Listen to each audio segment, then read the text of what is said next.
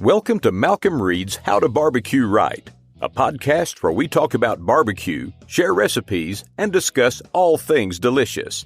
And now, here's your host, Malcom and Rachelle Reed. Hey, welcome back to How to Barbecue Right Podcast. I'm your host, Malcom Reed. As always, I'm joined by my lovely wife, Miss Southern Shell. Shell, you ready for vacation? Yeah. I'm ready for it, but I'm not ready for it. 4th of July is on us. We're dropping a new video this week, and then we're going on vacation for a little while. Yeah. We got some friends that are going down to Florida. We're going to follow them down there and meet them down there, actually. And I'm hoping to stop in at the butcher shop and see Kevin and Jordan on our way through. Hopefully, we can swing that in maybe Sunday, I hope. Hopefully. But let's talk about... No podcast next week. Yeah. It's 4th of July. You should be out take a week off. Yourself, yeah. You should be out cooking, not listening to podcasts, right? We'll be back the week after. Yeah. And we'll probably drop that. I don't know if we'll drop it early. We'll record it early because we got to go to Kentucky that week, right? Mm-hmm. But this week, it's all about cooking for 4th of July. Yep. We're going to talk about some of our favorite things, talk about the recipe we did this week.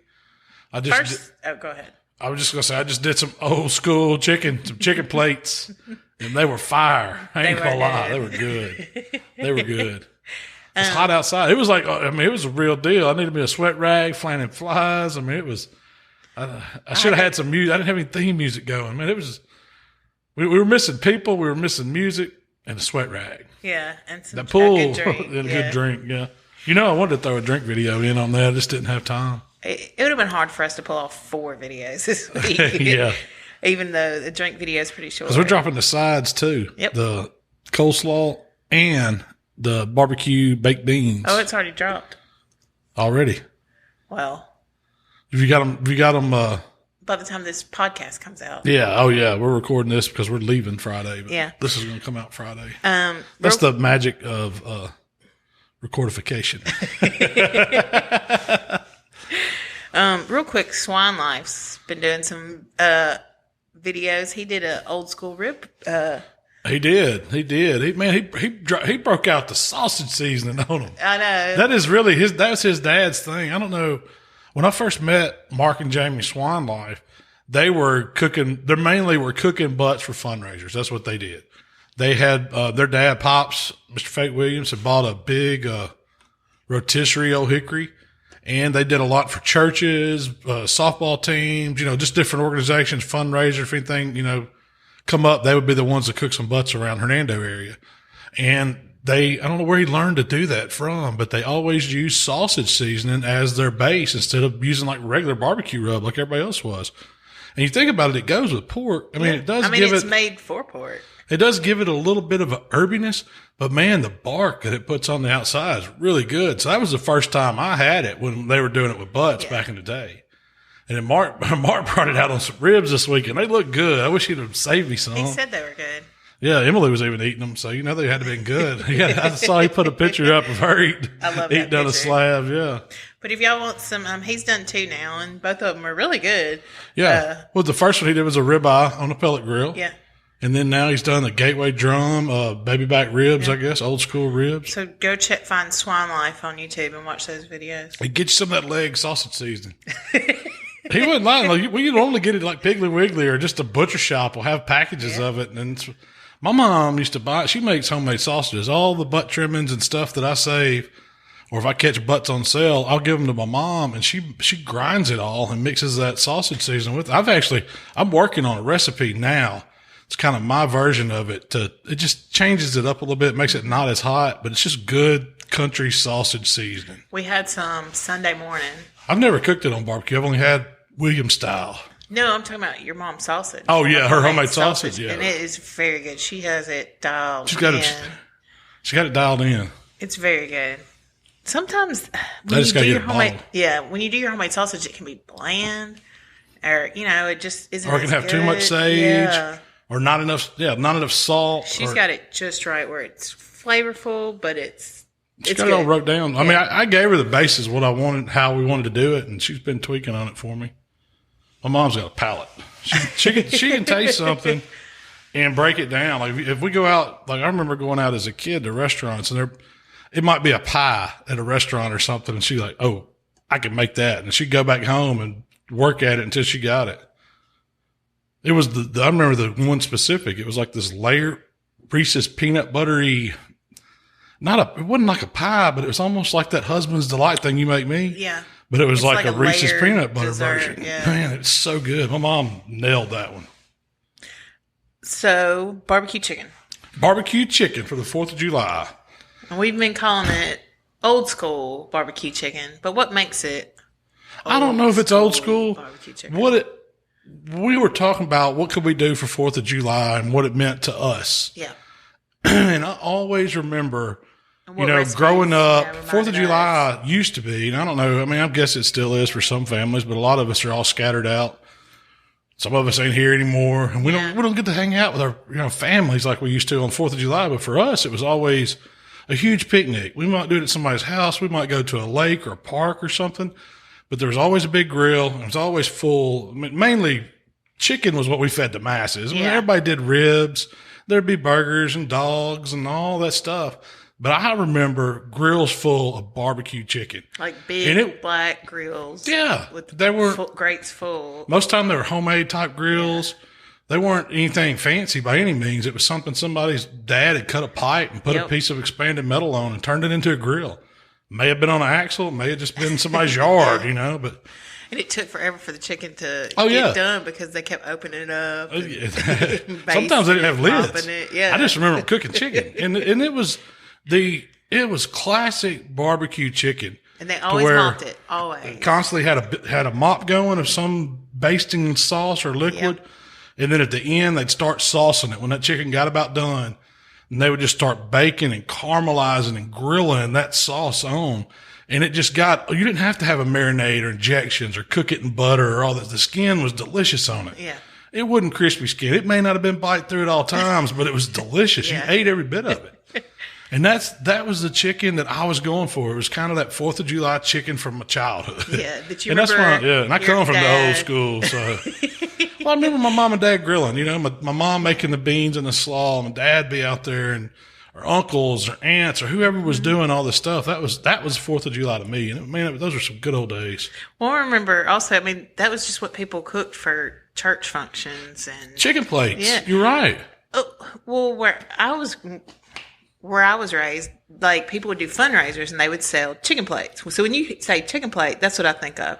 It's a leg quarter, 2 sides, always beans, and usually either slaw or mashed potatoes and some type of roll. Or potato salad. Potato salad. Yeah. And it would be $5. $5 chicken plate. $5 chicken plate. That's better than KFC. Yeah, my mom would always buy them because it might be the Lions Club doing it. Fire department. It might be the high school, raising money.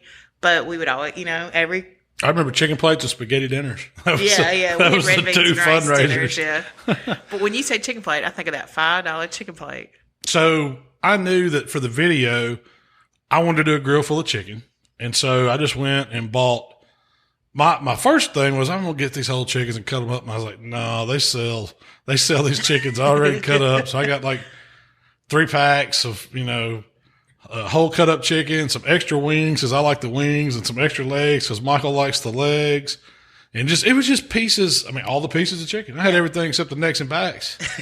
And if they would have been in there, I'd have cooked them too.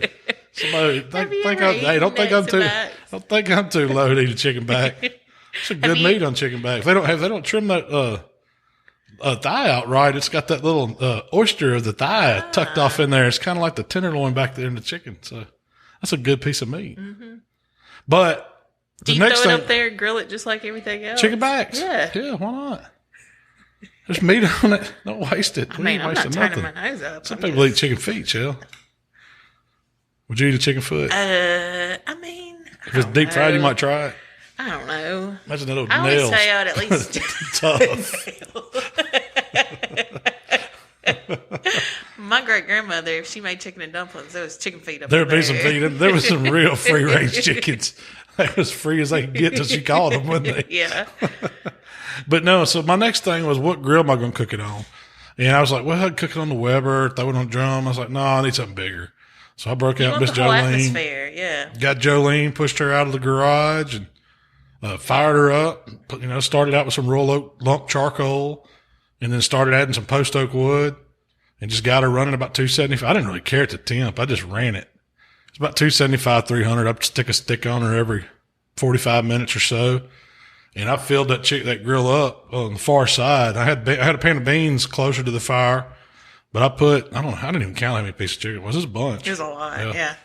And I made up a chicken rub. I took my AP and just added some other seasonings to it. And it was good. It was a good chicken rub. It was. But you could use any rub. Man, you could put anything you want. You could salt and pepper. That's what I was going to say. You could have just done AP. I wonder what old sausage seasoned chicken would be like. Sausage season? That might be something for Mark Williams to try.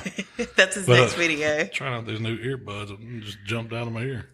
But anyway, we put them on and just started cooking them. And I mixed up a mopping sauce and had to get old school mop, a cotton mop. And it was I use that mop. It's not just for chicken. I use the zesty Italian dressing, like the Kroger, the cheap. This recipe was all about using the cheap stuff. You didn't have to use anything fancy. It's just barbecue chicken. It's supposed to be, the whole premise was very traditional, old school. Whatever you got, like you had make the growing chicken. up. Yeah. And who don't have a bottle of Italian dressing from some, cheap bottle in their refrigerator for probably been in there a year. I didn't strain it. I just added it to the pot or whatever you're putting it in. I always pull the little plug out of the bottle, dump it in, and then start the sink water as hot as I can get it. And then go like 2 or 3 bottles of that in there. Mix in some rub, a little bit of barbecue sauce. Use the cheap barbecue sauce, like, whatever you got on sale for $1, the Kraft or Sweet Baby Ray, whatever they're running around 4th of July. Everybody's got it on 4th of July. Yeah. Throw that in there, a little bit of soy, a little bit of Worcestershire, mix it up. The hot water will melt that rub a little bit and just go to mopping.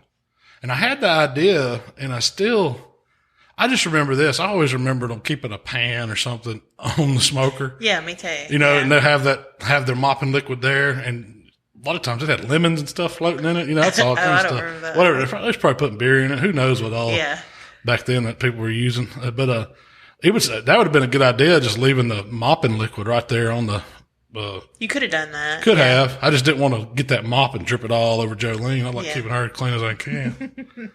But I did put my sauce on there. So after we mopped it and we flipped the chicken and got some smoke to it. So the whole premise is just season it, get it on the pit, run it about 275, 300. It's indirect heat. You're not right over the coals, but could you do it over the coals? Yeah, if they're far enough away. Yeah. We're not really grilling the chicken. It is barbecue chicken. It's smoked. I mean, it's cooked at a higher temp. But it cooks on both sides. It really gets some good grill color on it. It gets charry. And then when it gets about done, I just mixed a bottle of my barbecue sauce with a bottle of my vinegar sauce and put that in a pot over on the side and let it warm up and started mopping that on and flipping and mopping and flipping until the temps hit. And it's 165 for the white meat and everything else. I really don't care because, you don't want to cook it till it's like 210 degrees internal. But you can take a thigh or a leg or even a wing up to, 195 to 200. Man, they're going to be juicy and they're going to be tender. The bones will jump out. And they did. Man, when I bit into that leg, now I tasted the leg and I was like, well, it's the moment of truth. And it wasn't injected or anything. That was just cooked on the offset. And juice was just running out. It was so good. And then I got a wing and it just, man. And then even the breasts were good, know. So we made some chicken plates. We fed some friends some chicken plates with it. But, so you could do it on any grill. You could do it on any grill. You really could. Yeah. It's just simple barbecue chicken. And, a lot of people don't do that style enough. We get all hung up on this trying to want to get it fancy inject and brine and cook it in butter and get the skin just right. Especially with us being from a competition world. Sometimes you just need to appreciate the older times and do just some barbecue chicken. And it was real smoky, but in a good way, You could taste that post oak, but it wasn't overpowering, but you could taste the seasoning. You could taste the sauce. The mop kept it really juicy. And I think that's really what makes it so good. It's just slow cooked and it took about, 3 hours, 15 minutes, something like that. A little over. I could have sped it up, but we were taking pictures. 25 to 30 minutes, you were turning it and mopping it or glazing it or whatever. And at what point, none of the skin just really blew up or came off or burned up or anything. It turned out. Some of them kind of shrank up a little. They always do it on the legs a little bit, but the breast, everything else, it looked great. So when did you decide, okay, that's enough mop? I'm ready to start glazing. When those breasts were getting about 155, I knew they had about 10 more degrees. And really, it's that last. How do you know? I would say the last 25% When it of starts the cook. looking good? Yeah, man, the chicken's about. Now, to me, it's all about look. When it starts looking right, and I've flipped it, and I'm tired of flipping it and mopping it, it's time to start saucing it and getting it ready. And that's how it always went. Usually it's about 12 pack in. If you're at the picnic. Well, depends on what time you start to cook chicken grill. I mean, how the songs between you and your buddy, or yeah, whoever's helping you. Okay. Not just me. I wouldn't do that. I wouldn't drink 12 ultras. Come on now, I wouldn't do that. But yeah, whenever it's time to you want to start switching to whiskey, you need to go. You need to be saucing before it gets out of hand, or it's time to switch to the TX whiskey or whatever it is your drinking choice is that day. You know, I really wanted to make a lemonade. Like I always, like we went to I was going to talk about stories, but or art, 4th of July experiences.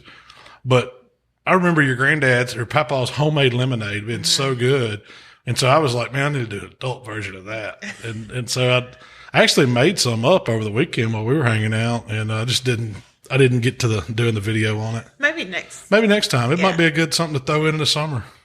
But just that lemonade recipe, Yeah. you can mix up and Oh yeah, that's a good one for share with the kids. Yeah, that's family friendly. I had Michael help me make that part of it. And when you started adding the Tito's, now that was that was later on in the evening. Yeah, sneak up on you. But to me, you need. When I think about cooking this style chicken, you need that barrel cooker. Just a half barrel. You need that big old barrel. If I'd had one of those, I'd have fired it up. So it'd have been perfect for it. Like my dad's old crew. Because then you get some drippage on the coals, Yeah. What would you call that? Like an event grill? Or Yeah, it's just an old 55-gallon drum barbecue grill is what we always called them.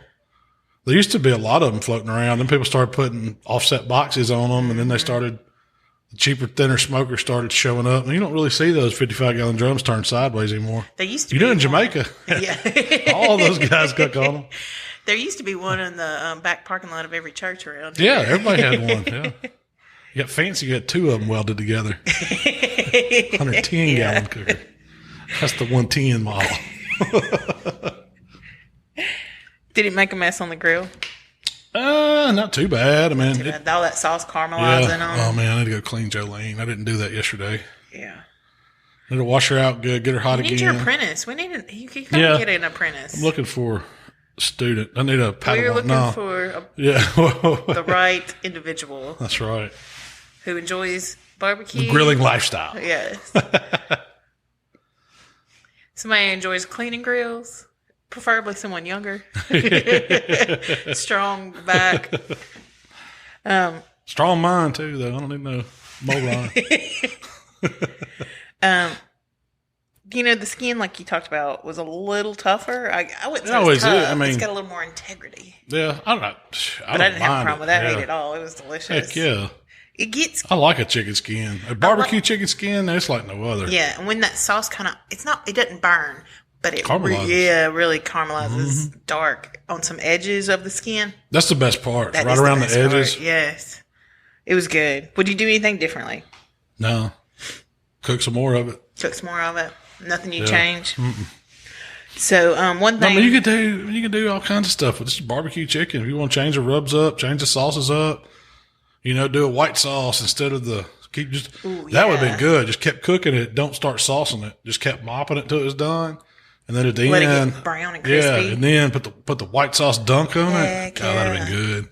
I saw somebody post a picture of that'd have been good for the Pittman, 4th too. Meat Church. I guess he started selling white sauce. Yep. It was a really good looking platter of barbecue chicken quarters covered in that white sauce. It's good. And you also cooked some Redskins. Redskin sausage. I was like, what else can I throw on here? I walked through Kroger and I saw this brand of sausage. What was it? Magnolia. I never had those. And who don't like a good Redskin sausage barbecued up? Yeah. It was good. Man, it was good. I liked it better than the Circle B brand that you normally buy of Redskins. It's kind of high. It's $5 for 5 sausages. Dang. $1 a piece. But there's still one in the fridge. Is it? Yeah, I keep eyeballing it. Man, is there that slaw left? Maybe Redskin slaw dog. Oh, that'd be good. Might be dinner.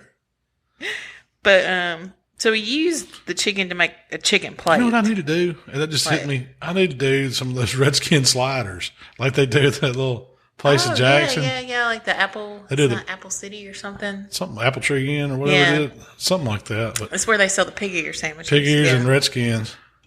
Oh, that'd be a good one. That would be a good one. You split them and butterfly them kind of. Yeah, throw a slaw on there. Mm-hmm. Who wouldn't like that? Heck yeah. But I did the beans. Yeah. Barbecue baked beans. This was standard issue. Got to have the showboat baked beans. That's the kind my mom always used. Nothing fancy. Did y'all eat showboat? Did y'all eat pork and beans just out of the can? No. Man, we grew up eating pork and beans. No. They didn't even get warm sometimes. They were just pork and beans out of the can. You might have a bologna sandwich and pork and beans. That was like fishing food. You had a can opener and tackle box, take some white bread and some bologna, probably no cheese, just maybe some mustard, no mayo. And then that was it, pork and beans. But that's what I used for these. Wait, pork and bean sandwich? No, you just ate the pork and beans as a side dish. Okay. Out of the can. Out of the can. Well, what about veiny sausages? That's what I think about when I think of fishing food. We had veiny sausages too. Yeah, crackers. I like the hot sauce ones. Crackers and veiny sausages. Plain veiny sausages, split in half. Saltine I know where this is cracker going. and one Dressing? little smear of dressing. Yeah, I know where you're going with that. I would not do that to save the world. You've never eaten? Nope, not veiny and mayonnaise. Really? You've never had hot a saltine, mayonnaise, and a veiny split in half? It's like a redneck appetizer. I guess it is, yeah. I can't believe you've never had that. We're fixing to leave here and go buy a can of onions. Is that what we're going to have for dinner? No, but I started with showboat beans, Vidalia onion. We're getting off track here talking about Viennas. It's okay. Is it Vienna or we call them Viennas? We call them Viennas. Yeah, but we're from Mississippi, so we can call them. Is it something else? I never knew that. It's probably Vienna or something, something Italian maybe. Yeah. But the beans are easy. Beans were brown sugar, onion, mustard, ketchup. Got to have that. Barbecue seasoning, barbecue sauce. That's once again, use the cheap stuff. Yes. Whatever's on sale or whatever you want to clear out. See, that's the best time. When I'm doing stuff like that, I'm using these older bottles of rub that I've had open, older bottles of sauce that, or may combine some sauces. That's whatever's in the fridge. And because I'm cooking it in and I'm not trying to waste my expensive stuff on that, I'm going to use that for something I'm glazing or a special sauce I'm making up, or if I'm doing ribs or something. I'm a true believer that the cheaper barbecue sauce is better in baked beans because it's all going to cook down and come together anyway. My mom and dad never used the sauce straight out of the bottle. She would buy whatever's on sale, like when they run the Kraft, all their different brands or whatever, for $1. What's the one, Bullseye? Yeah, my mom likes that one. Yeah. Well, she'd take that, but she'd always doctor it. She called it doctoring her sauce up, and there was no recipe. Yeah, it was whatever was on hand was fixing to make this sauce and taste it until it was. That's it. That's what was going. Needs a little of this. Needs a little of that. Yeah. But we just put those beans together and strain the pork and beans, get that juice off because you're putting more juice on them with the barbecue sauce and ketchup and everything. Put them on the pit and forget about them. I mean, that's the best thing to do with those. There's no you got to cook them at 250 for 2.5 hours. No. I was cooking chicken. The pan of beans was over near the fire. I'd take a look at them. I didn't stir them. I didn't do anything. I just let them sit there and get happy. Yeah. Smoke, heat. And those beans were awesome. They're very good. I was like, man, because I do the apple pie baked beans. I do the baked beans with all the meat in it and the bacon or whatever. I've got a bunch of different bean recipes I cook. I know, but those simple. Those are my favorite. The simple baked beans are my favorite. Where it just tastes like good old baked beans you get at a barbecue joint.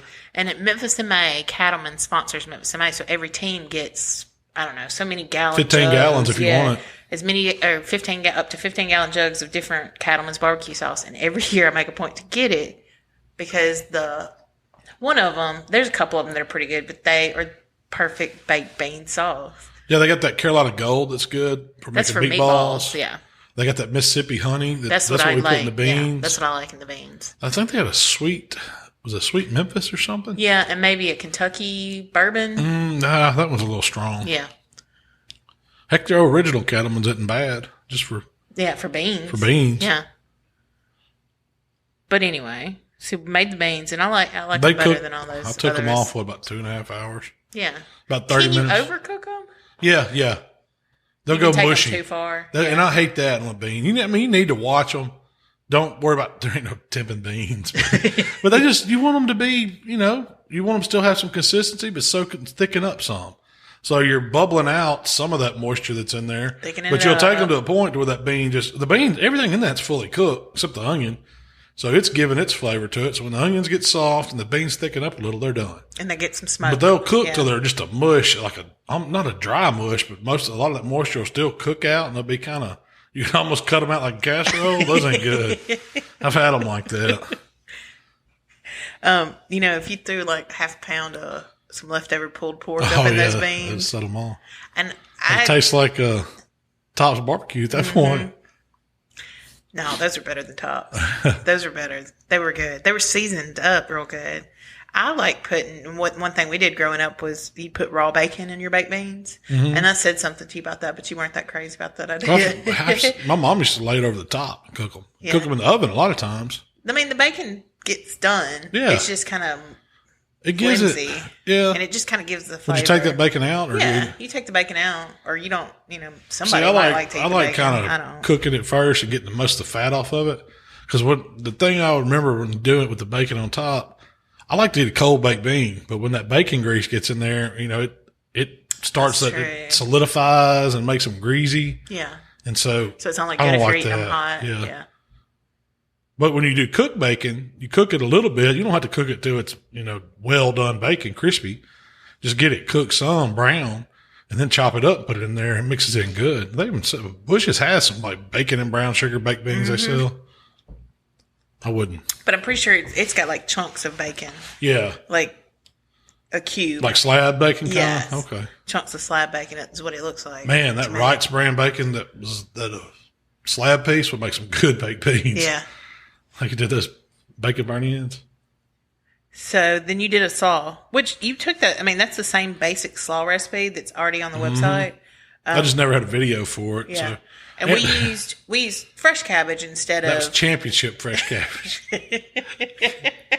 It was. We normally use bag cabbage, but we happen to have a monster head of cabbage. Michael, so he's in 3rd grade, and they had at the end of the year, back in the spring, they sent home this plant. If you wanted to sign up for it, you got this cabbage plant, and your thing was to grow it and then take a picture and turn it in for, I guess, and you got to take it back in first of school year. Yeah. So his just harvested, and we'd had this thing grow, and we started it out coming like it was a little Bonnie plant. Yeah, it was a little Bonnie. I think Bonnie's the one that's sponsoring this. It's like a scholarship.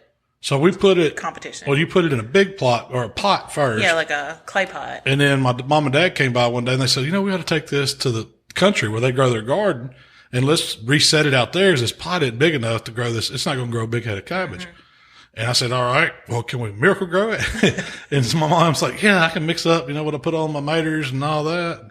So they put it in the ground out there, and this thing, it got as big as a beach ball. It was huge. It was a monster cabbage. And so we cut it, and Shell vacuum sealed like half of it.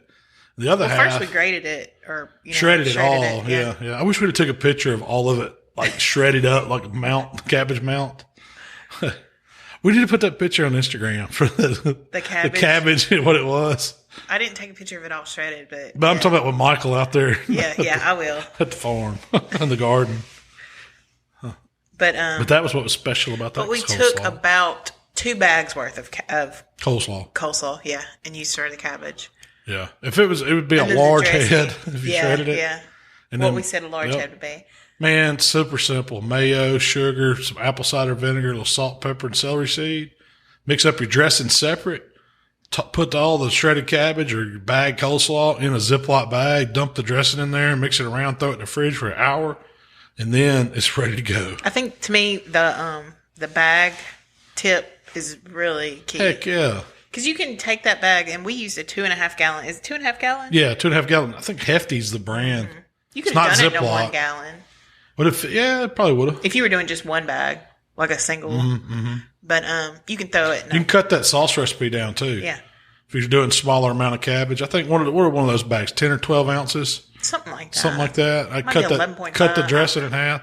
Really, the dressing's kind of to eye. And if you wanted to, you could strain it when you use tongs when you take it out of the bag. Leave some of the liquid in the bag because coleslaw, fresh cabbage is definitely going to give up a ton of moisture. Mm-hmm. Once you put the sugar, it kind of macerates it. It pulls out the vinegar and the sugar pulls out the moisture in that cabbage. So it's going to make a lot of liquid. That's another thing that's good with the bag is I can take the bag and you can throw it in a cooler and take it. Oh, yeah. You can throw it in the fridge and it takes up less room than a bowl, whatever you want to do. And then when it's time to serve it, once it's been in there for like an hour, I take it and either drain it out of the bag or like use tongs and leave the juice in the bag. And a lot of times we'll mix up that dressing ahead of time, either put it in a jar or you've even vacuum sealed it. Mm-hmm. Like make a small pouch, vacuum seal it, take it to wherever you're going and mix it and just throw it back in the cooler for a couple hours and then take it out and serve it. Yeah. I mean, that's what we do at all our events. Mm-hmm. Yeah. Anytime you get a coleslaw at an event, that's not my house.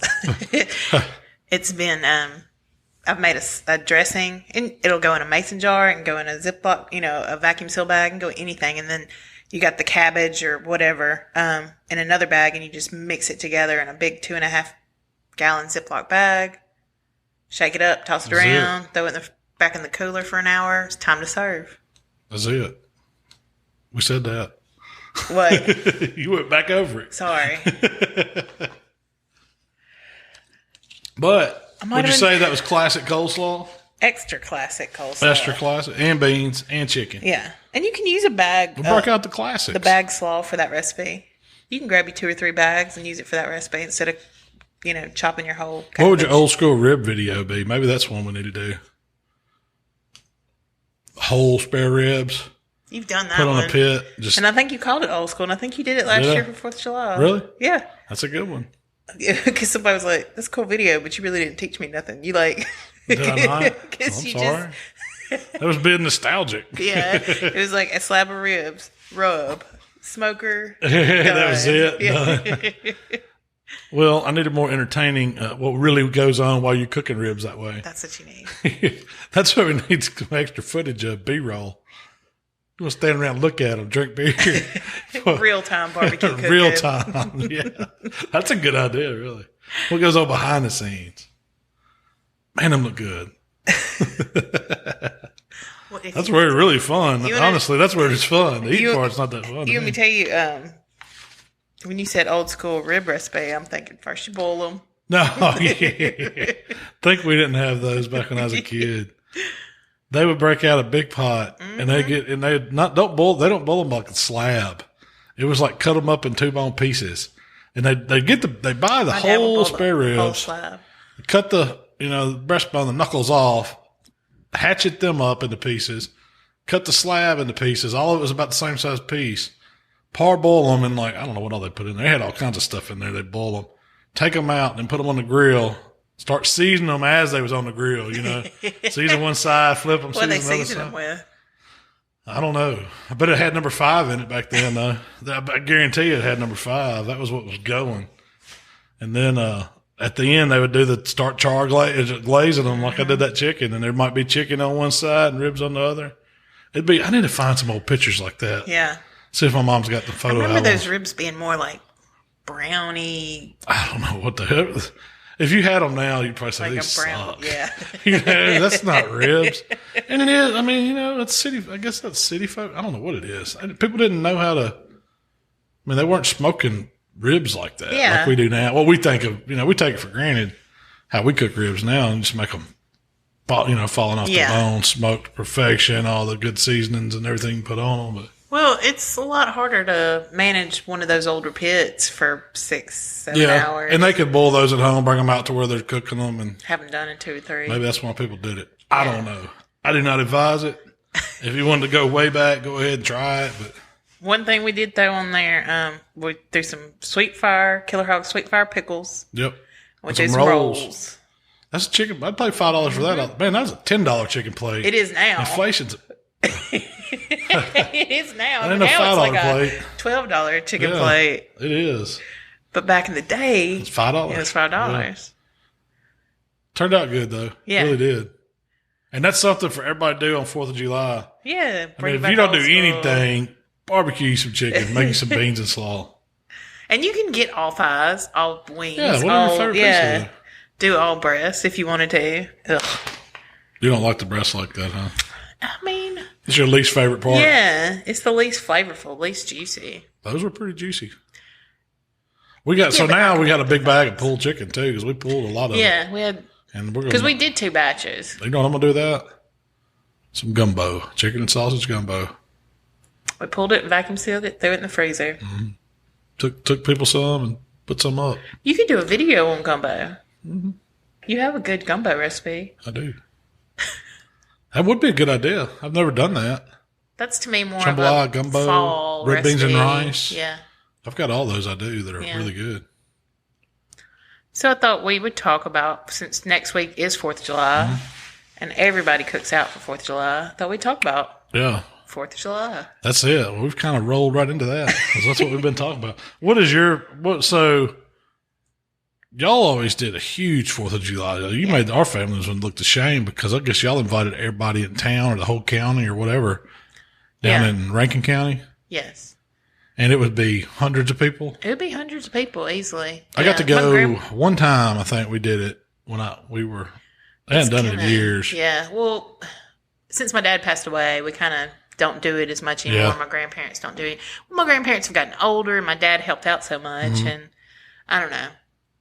Anyway, so they would invite, I think it just started off as they would get together and my dad and his brothers and stuff would cook a whole hog. And then slowly they started inviting people and more people got invited. And then it just became like a standing political standing all the open invitation. Came. Anybody wanted to come and eat a plate. Yeah. And bring a dish. And so they would take a cotton trailer, which how long's a cotton trailer? I don't know. I'd imagine 38 feet, 40 feet, probably, something like that. Yeah. They'd take a cotton trailer and put it in my grandma's backyard, take the sides off, throw butcher paper on the floor of the cotton trailer, and everybody would bring a dish, and you line them up on the cotton trailer. And they'd do fried catfish, they'd cook a whole hog, they'd smoke a couple goats, they'd grill a couple lambs. It was everything. Yeah. Corn, watermelon. Homemade ice cream. Homemade peach. Your grandmother made the best. Yeah. Or still, I don't know if she made it in a while. Lemonade. Homemade lemonade. That was how 4th of July is supposed to be done. Yeah. And as a kid growing up, we would be down there. I think that's where I got like my love of hosting and hospitality and entertaining from, because we would be down there having to help set up. Days before. Yeah. Yeah. Making tea like 2 or 3 days before, saving all the milk jugs. We saved milk jugs for the whole year. Everybody in the family saved milk jugs the whole year. Just to make tea. So we could make tea. How many gallons of tea do you think they'd make? Oh, gosh. No telling? Yeah, 30 probably. Yeah. Because back then you didn't have Milos you could go buy in the store, Yeah. You had to make tea. Good. Yeah. So we'd make tea days in advance. And yeah. I think that's where I got, I bet it is. Yeah. And we'd have to set up and mow grass and do this and, get chairs. And we would always use those, what do you call those? The things that you put electrical wire around. The big spools? Yeah, those big wooden spools. We'd have to roll them out from the barn and roll them down the hill to my grandma's backyard and set them up. And that's those where were the tables? Well, no, that's where you put your lemonades and your those big orange igloo coolers with the spouts. Yeah, that's where you line those up and put the drinks and the cups and the ice creams and things like that. There was no tables. It was bring your own lawn chair and eat. Oh, and you had to eat in your lap. Yeah, stand around. Man, those are the good old days. Well, we went to another one that your cousins hosted. Remember? Yeah. They tried to they kept it going. It wasn't as big. Yeah. It was big, but it wasn't as big. We took barbecue one year. Yeah, you cooked shoulders. I wanted to take the hog cooker down there and do hogs sometime. I just hadn't. We've always been, something else going on now. Yeah. So crazy. But I want to bring that back. 4th of July cook-off somewhere.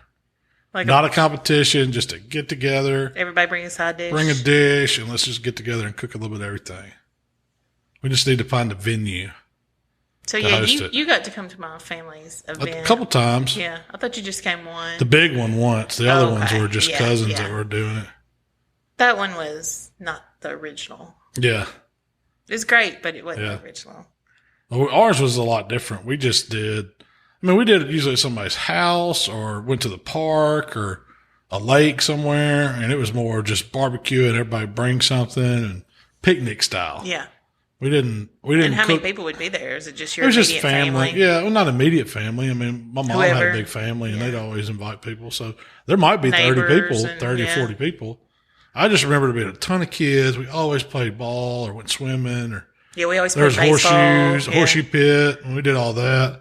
Then kids would play hide and seek. That was always fun, but we always ate good. Yeah. I mean, there's some good food. I mean, it was always usually chicken and ribs and burgers, hot dogs. And somebody'd always do a cake in the shape of an American flag. We didn't have that. I don't think. I don't remember. I don't really remember the desserts. I guess it might have been cobblers or something because watermelon was always the thing. They would just bring out watermelon. We'd have picnic tables full of the. But they weren't the same kind of watermelons we have now. They're just the short, stubby watermelons. These were like and they'd cut them into big boats, and you get this big wedge of a boat of a watermelon. They'd have them all like iced down in these big coolers. Yeah, that was the key. To cut the cold watermelon on July 4th. We'd cut them usually some on July 3rd because our family's thing was so big. We would start the night before. My daddy would fry catfish for everybody and the immediate family and, it's people that helped us, some real close 50 friends. close people. We'd come and we'd do catfish and watermelons the night before. Yeah. Just family. That's some good times, man. Yeah. But that's 4th of July to me. And I mean, you probably got to cook some chicken, got to cook some ribs. And the ribs, I don't do the fancy ribs for 4th of July. No. It's just good old eating ribs. You throw a whole slab, a whole rack on there, knuckles and all. Just let it cook. Let it cook till it's falling off that's where you're cooking the falling off the bone ribs.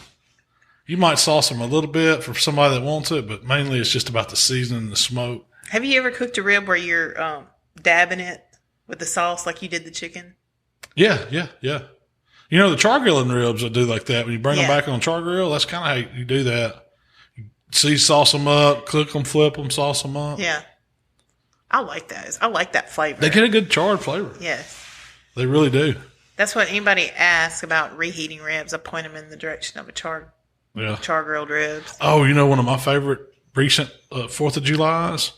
We went, I don't remember what we were doing. I guess Michael was out of town with my parents. But Ben Pickle called us up and said, hey, y'all want to go see Mark Chesnutt? He's playing on Bill Street. Free concert. So we loaded up. And it was one of those times where we were planning to have a kid or planning something and our plans changed. Yeah. We had the afternoon was wide open. It was the best 4th of July. We said, sure. We went down there. They strutted on Mark Chesnutt out there with a cowboy hat on. Was drinking them big ass beers on Bill Street. Sang every song with Mark Chesnutt. I mean, I knew. You knew them all. He had 4 number 1 hits albums, I'd bet, because he played all of them. That was the best time. And sounded as good as he did the first time I heard it. It made me want to go on tour with him and follow him around like they used to do the Grateful Dead. And I didn't know I was a big Mark Chesnutt fan, but all of them were good. He turned me. That was an awesome 4th of July. Seeing Mark Chesnutt play a free show on Bill Street. Unexpectedly. There wasn't very many people that say it. It wasn't like it was a crowd. I think Shane Rickett was there with us. We ran into Bob and Shooter. Yeah. There's a good little crowd for a free show. But it wasn't too crowded. No. You could get to the beer bathrooms line, and the beer line, the little beer team. Mark Chesnutt was right there if you wanted to walk up and shake his hand. And he probably would have. He told his life story, man, how hard it was. He'd been an alcoholic. He did? He was still out there doing it. You don't remember all that? Oh, yeah. He still wanted to drink beer. Does he? He said he did. I don't know. I don't know him personally. I'd like to meet him. It's one of my heroes. Now. Didn't even know it. Mark Chesnutt. That was a great little unexpected July 4th treat. It was. I think he wrote Friends in Low Places. He did. Garth Brooks sings it. He also wrote that Aerosmith song from Independence Day movie. Never Gonna Miss a Thing or whatever. Is that the name of the song? I don't know what song it is. I think that's it, though. I know that one. Yeah. He sung it. He did. How many years is that? That's probably been 6-7 years ago, wasn't it? It's been a while. No, it's probably been like 8. Yeah. Man. Michael was very little. Yeah, where's the time go? We went and watched the fireworks that night. Mm-hmm. Good times. But that's about it. 4th of July, man. I hope everybody has a good one. What? What else you got to talk about? I've read. You got me wanting to go listen to Mark Chesnutt and get the pool. Drink beers. I don't know about that. It's a Thursday. So, the thing that most people like to July 4th, they want to cook. You're saying chicken? Ribs, probably number one. Ribs, number one. Whole. No. Well, I mean, There's that's a somebody big that undertaking. always wants to do a You can do them, man. You know, it's really a bad time of year to do whole hogs. Why? Because of temperatures. I mean, you have to work. You got to think about it. When you got to think about it, whole hog's big, so you really need to keep it properly cooled. And then when you get it out and work on it, you got a shorter window with as hot as it is, with that thing getting hot, to get it on the grill. You're setting yourself up. I mean, yeah, you're going to cook it a long time, but it's just, to me, July 4th is not a good time to cook a pig. Yeah. I like doing that in spring and the fall when it's not as hot, not as many flies. But and then, you think you're around the grill, so stuff that cooks a little bit faster seems make more sense on 4th of July to me. I think that's why chicken and ribs are real popular that time of year. Well, if I was going to put a butt on, I'd cook it overnight and let it roll that night. We've been getting a lot of questions here lately of people saying, I want to serve pulled pork or, a big meat, typically pulled pork on July 4th, but I don't want to have to do the overnight cook. And someone actually asked today, can I cook it halfway? Stop it. No, I wouldn't do that. I know. That's what I wanted to say. Yeah, I would not. I mean, I have never tried it. I would think that it would definitely mess the texture up. Mm-hmm. I mean, you've done started, you're getting it to the point where it wants to render fat, and then you're going to stop it, and then you're going to try to bring it back up there.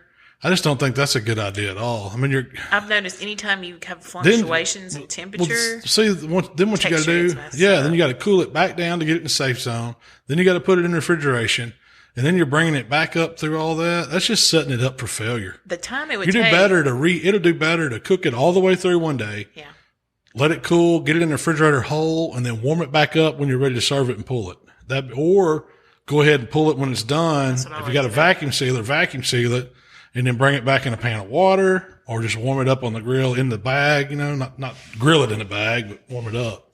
One thing that I just thought about, and I hadn't thought about before, but the act of getting an 8 to 10 pound butt cooled back all the way down, refrigerated, and then brought back up to just room temp, when you're ready to cook it, the time it would take to take a cold butt and get it back up. It's been in danger zone way too long. Yeah. Unless you had. But it'd take you a couple hours just to get it back up to the 160 that you pulled it off at. Oh yeah. It'd take a while to get it. It's not going to go,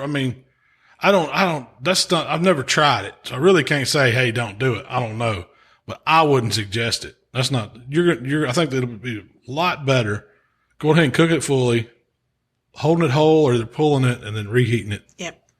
I like to pull it, take it off the pit, pull it, because we do this a lot with catering. Yeah, we do it a ton. Different things. We pull it, taste it. If it needs a little sauce, needs a little salt, make that pulled pork taste good, package it up, put it in your refrigerator, and then you're ready to go the next day. How do you reheat it? The best way, got pulled pork in your fridge. The best way, if I've got it vacuum sealed, I'm dropping it in some warm water. Yeah. Not just boiling water. I just want warm water and then bring it back up slow like that. I mean, if you put it in real boiling water, chances of that seal breaking's more. That's happened to me. But if you put it in warm water, not. So get it to a boil, turn it off. Yeah. And let it and then put that bag in there, submerge it, and let it sit there and warm up. It's going to absorb a lot of that heat pretty fast. Yeah. Or what I have done is took the bag and then put that bag in an aluminum pan, covered that pan in full, and stuck it back in there and warmed it up that way, or just dump it out in a pan, cover it, and saran wrap in full. There's a bunch of different ways to warm it up. Yeah. I've noticed that if we leave it in the vacuum seal bag to reheat, the juices seem to stay better. I've had it taste just as good as it did when we pulled it that way, by leaving it in that bag, putting it in a pan, covering that pan. And then, you can't put that bag on the grate. You don't melt the heck out of it. But if it's in that pan, it's shielded, it's going to take those higher temps. Yeah. I mean, we're not reheating it at 400 degrees either. No, my oven's usually at 250. Yeah, 250. It's a lower, and I'm letting it go 45 minutes. Yeah. 45 hour. Depending. Yep. Depending You just on want how it back big to my bag 140 to serve. Yeah. So it's not like you have to do it a long time, but you got to get it back up to safe temp. And what I'll do is, what happened to me this last time is I was kind of being rushed for time, and I'd had it in there. I'd taken my vacuum sealed bag, put it in my half pan, covered that with foil, threw it in the oven at 225 or whatever. It had been there 45 minutes, and when I cut it open and poured it into the pan, it wasn't as warm as I liked, so I just covered it back in foil, threw it back in, it kicked it up to 275. And then let it heat up. Yeah. Because I was crunched for time at that point. People were hungry. Yeah. So I kind of pushed it at the end. But it was still just as good. We've even put it in our electric roasting serving pans, those big, put it in there and just put that on warm with some water down in the bottom of it and let it warm it up slow in that. Yeah. Those work great for serving. As long as you do a crock pot. You could put it in theoretically. I mean, you're not cooking it, you're just keeping it warm in it. So yeah, you could definitely do it. If you're going to do that, make sure you had some of the renderings that was cooked out of it to put back in there, or add a little apple juice. I don't like saving those renderings. I think they give it a bad flavor. But they can, depending. You need to taste them. You really do, because you never know what it's going to taste like. I've learned that pouring too much of the rendered juice back into some pulled pork to save isn't the best option. It really just needs a little moisture. Yeah, and a lot of times that's vinegar sauce or a little extra barbecue sauce thinned down, or apple juice. Yeah, or apple juice. Or a combo of the two. Yeah. One thing I just thought of that we've never tried before is maybe turning a crock pot on high and throwing a vacuum sealed bag in the crock pot. See what it does. Yeah. They're made for it. Those crock pot liners stay in there fine. Yeah. That's a good idea. And throwing it in the crock pot and letting it heat up in the bag. So it's not like getting air. Yeah. That's the big thing about keeping the air off of it as it reheats. It doesn't dry it out, so it keeps a lot of its natural moisture. It keeps that heat in there. Mm-hmm. So that's the best option for reheating pulled pork or brisket. So brisket, you cook it fully too. Yeah. Exactly. I'm not going to stop brisket, and then definitely not. I would cook it, and I did one for, some guys that take the hunting camp. I do them all the time. I'll vacuum seal them whole. I got one of these big chamber vac, or not a chamber vac, but it's like what do you call it? It's not a chamber vac, but it's just a really good vacuum sealer.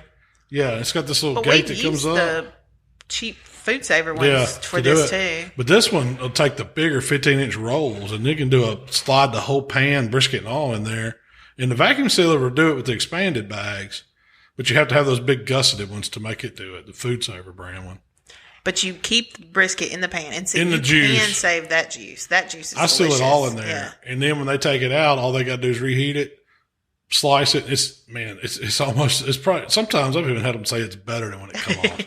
I don't know what it is about by the time it cools off and redistribute, and it gets super tender and the moisture gets back in it, and probably vacuum sealing it, sucking some of that, because I suck it down tight, it's trying to pull that moisture out of that bag. So everything's just sucking. Oh man, it's good. Yeah. Brisket is one of the better. It reheats as good as pork. It really does. It does. People probably don't. I wonder. I bet there's a lot of restaurants out there that serve reheated brisket like that. Well, most of those people, most of those guys that are doing all these briskets every day are getting those briskets off, 11, 12 at night, and they're holding them in that Alto Sham, like at 140 all night. Good. And they're so and juicy. They're leaving them in that Alto Sham wrapped in that butcher paper and just stacking them in pans, probably wrapping it in plastic wrap and full, and letting it sit there and just mellow out and get good. And when they pull it off, it's still nice and warm. It's jiggly. Mm-hmm. And when they throw that brisket down, and it just jiggles everywhere. So real quick, let's talk about what we had for dinner last night. What do we have? Oh, the ribeye tacos. So Waylon went fishing. He went over in Arkansas, went trout fishing with some buddies from work last week, and he wanted to take some. He always takes some meat. The guys do the sides, and he brings some meat. Usually, a lot of times I'll cook it for him. And he wanted to do something different. So I said, man, let's do a whole ribeye. Those guys, you never took that over there. And he's like, yeah, they love it. And so I was like, go get one, Kroger, wherever. It doesn't have to be anything super special, but I'll do it. He said, man, all they got's a bone-in one. I said, well, bring it. I'll cut it off the bone, trim it up, tie it up, cook it. And I did that, vacuum sealed it, and it was good to go. Well, I cooked the bones too. You cut off that big piece of bone. I was like, what are you fixing to do with those bones? Can you season those up and throw them on the pit too? And so I seasoned them on and did them. Man, this tickle thing keeps popping out my ear. But put them on the pit right beside the ribeye.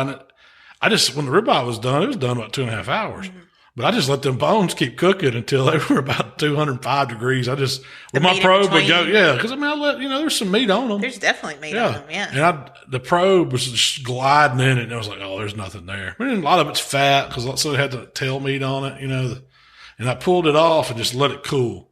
Well, I let it sit for probably an hour and a half on the counter covered in foil, and then I put gloves on and went in there and just shredded it. And pulled the bones out, got all that meat in between them, worked it off, took out the fat, took out the gristle. And I probably had, I don't know, was it a pound or two of meat? Probably, yeah. Shredded meat. And it was a larger Tupperware container full, or mostly full. It was really, really close to like beef cheek meat that we had out in Matt's. And it was just rich. And I'd seasoned it up, really good. It was really good eating it hot and fresh. Oh, yeah, just like that. It tastes like it. It was the best steak taco you ever ate. So we put it in the fridge and then reheated it with taco and did cilantro and onion and pico. All I did to reheat it is I just took it out and put it in a skillet. Yeah. And just let it reheat, But when I did dump it out, there was a lot of white flecks around it, because it congealed back up. Yeah. So it was a lot of fat in it because you were worried it was going to be dry. Right. Yeah. Because looking at it, it's like, it's dried out, but. I threw it back in there and let it get hot. Let that. I'm gonna be looking. Next time I do prime ribs, I'm definitely buying the bone in and taking it off myself and saving them just for tacos because it was simple and it made the best. Awesome.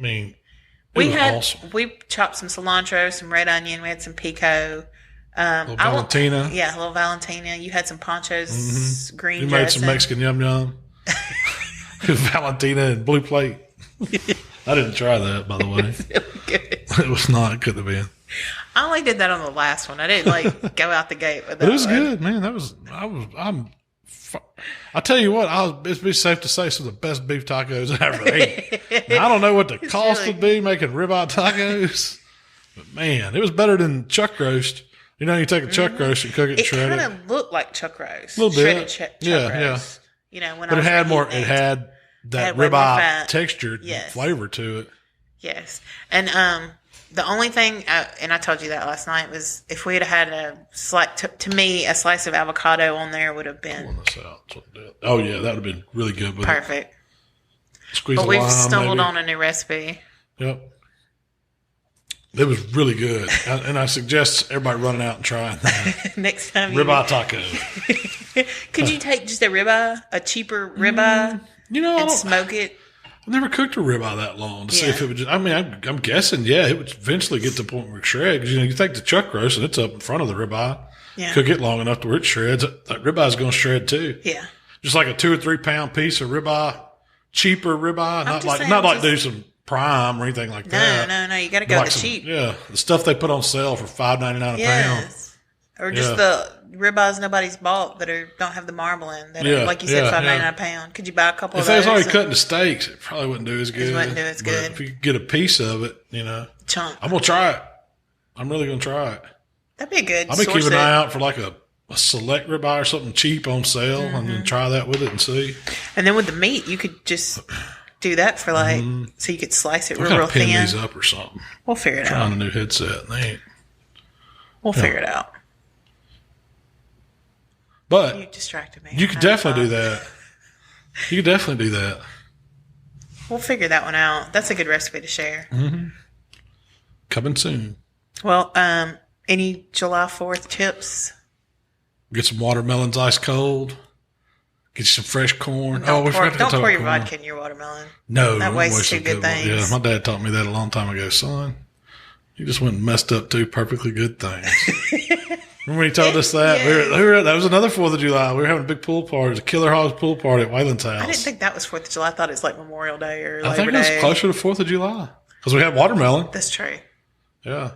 We fried fish and had everybody over there. That was just a long time ago. I wouldn't have. We stuck a vodka bottle in a watermelon. Yeah. Thought it was good. It wasn't. It wasn't. Just ruins 2 good things.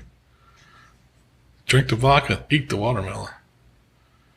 So, but no, that's about all my tips. Fire the grill up, enjoy it, be safe out there for popping fireworks, and remember while we celebrate 4th of July, thankful for our independence and that we're able to put some smoke in the air.